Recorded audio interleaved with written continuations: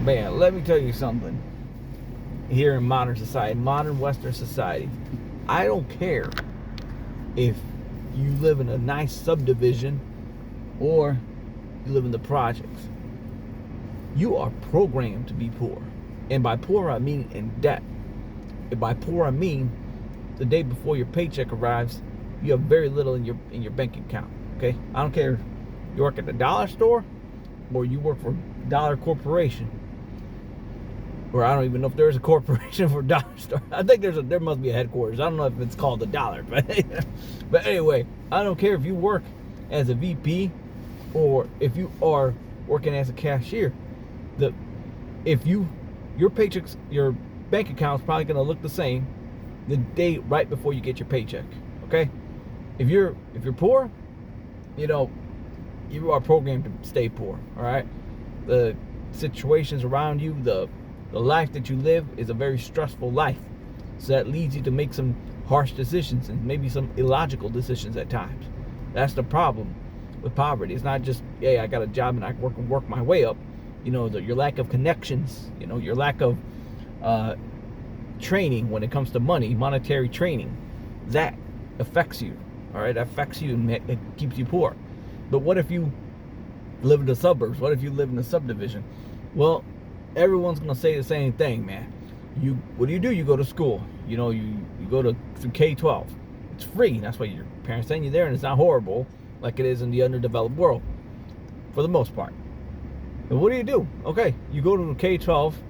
You learn to hate learning. You learn to hate school when you go to public schools. Okay, they don't teach you to like school. They teach you to hate school. And on top of that, your parents encourage you to get involved with extracurricular activities, which are not always bad, but let's just be honest, it just adds more stress to the mix. It's not just about playing football, basketball, or soccer. It's about getting good at it, because maybe you might get a scholarship, and maybe, just maybe, you might be able to play professional, but more than likely you're not going to. But you got to keep your grades up so that you can actually play those games. All right, same thing with any other kind of club at school. That doesn't even have to be athletics, but at the end of the day, you just add more stress. By the time you reach your sophomore year in high school or your junior year, it's like, oh, well, now you need a part-time job. So let's see here. You're balancing school, which you hate, your extracurricular activity, and you're making some money. Okay, good for you making some money. But then again, society starts pressuring you. If you're making money, then you need a car. Otherwise, how are you going to get to work? And all that money you make at work, don't worry, you're gonna have to spend it for lunch. You know what I'm saying? You're gonna go to lunch. You're gonna spend all your hard-earned money at lunch, and then, hey, you gotta look nice. So you know what? You're gonna buy some clothes. You're gonna buy some whatever to make you look like you're not poor when you go to school. Okay, so all your hard-earned money, you're either gonna spend it or you're gonna get in debt for that crap. All right. What happens later? Okay, your teachers tell you the same thing. Okay, you got to go to college or you're going to end up in poverty. Okay, they're going to pull up some lame charts that are very inaccurate, and they're going to say, look, these are the people who didn't go to college, and the people who do go to college. Without an extra education, you're going to be living in poverty. But what do you got to do to get that education? You're going to get in debt. Of course, there are some scholarships depending on how good you are, depending on what you do, depending if you do sports, or depending if you're just incredibly smart. You might get a scholarship here and there. Okay, but what happens then? It's not like it's going to pay for your whole school. It's not going to get a full ride. No, you got to get in debt. All right, you got to get in debt. And what happens after that? Okay, you go to college. You get into even more debt. Even if you're working part-time, studying full-time, doing whatever, you're going to get in even bigger debt. All right, because you got to stay alive and you got to go to campus. You're not going to stay at home while you got to go to college. Every movie told you to move to campus because that's where the party's at. If you fail here, who cares? Okay? That you were just living. You can just give that excuse, I was with the wrong crowd, or I was just living wrong and I learned my lesson. Yeah, blah, blah, blah, blah, blah, wasted time, whatever. After that, you're going to struggle to find a job in your career field. And when you finally do, you're going to start from the very bottom. You're not going to start making money that's going to make you live comfortably. You're going to start paying your student loans. You're going to start living by on your own, and by living by your own, like, okay, let's get an apartment. But then society pushes you. Your apartment is temporary. You gotta purchase a house. You're not purchasing a house, okay? When you go to the bank and ask for a loan, you're actually giving them authority over your life, man. You are saying, look, I'm going to take this house. You're going to give me a loan for this house. And if I can't pay it, you can take the house. And what do they do for the first 10, 20 years? They just charge you the interest. You barely pay any principal, okay?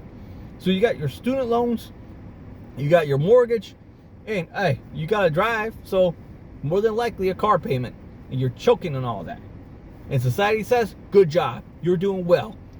Any little thing happens, you're in a really harsh situation. All right? You're in a really harsh situation if anything happens, okay? You don't have an emergency fund, it's over, man.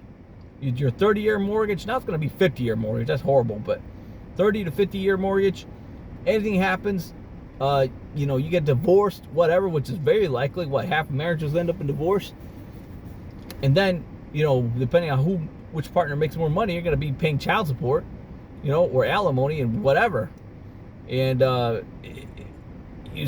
you're in the bottom, but you're like, oh, okay, let's start all over again. I'm sleeping on my friend's couch right now, but I'm gonna start over again. It does not matter.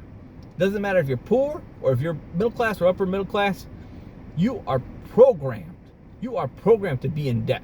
You are programmed to spend money. Every decision that you make, that society pushes you, you got to look at the background. You got to look at what's behind it. What's behind it is you being in debt, you being poor, you barely having any money in your bank account, or any money in savings, or any money in stocks, or any any assets such as gold, silver, precious metals. So think about this. Think about thinking outside the box, man. Thinking about like a lot of folks from Gen Z right now. Gen Z folks are just picking up trades, okay? They don't have to have that huge debt. Going to college, getting a 4-year degree, you know what I'm saying? And they start working, and maybe they'll live at home for a few years, save up some money, maybe purchase a home, and really put a good down payment down on a home so they can pay it off as quick as possible. Think outside the box. Don't do what society tells you, because if you do what society tells you, you're going to end up like the rest of society. And look at everyone around you. Look at everyone who's done everything by the book. Are they good? Are they successful? Are they free? And by successful, I don't mean, oh, he's got a nice car, nice home, nice wife. Okay, look at this. Is he debt-free? Is he about to be debt-free? Is he almost done paying his house off? Is he almost done paying his car off? Is he not worried he could lose his job tomorrow? And guess what? You'll be fine. He'd be fine. I could lose my job tomorrow. No problem. There's no problem there. I'm not freaking out.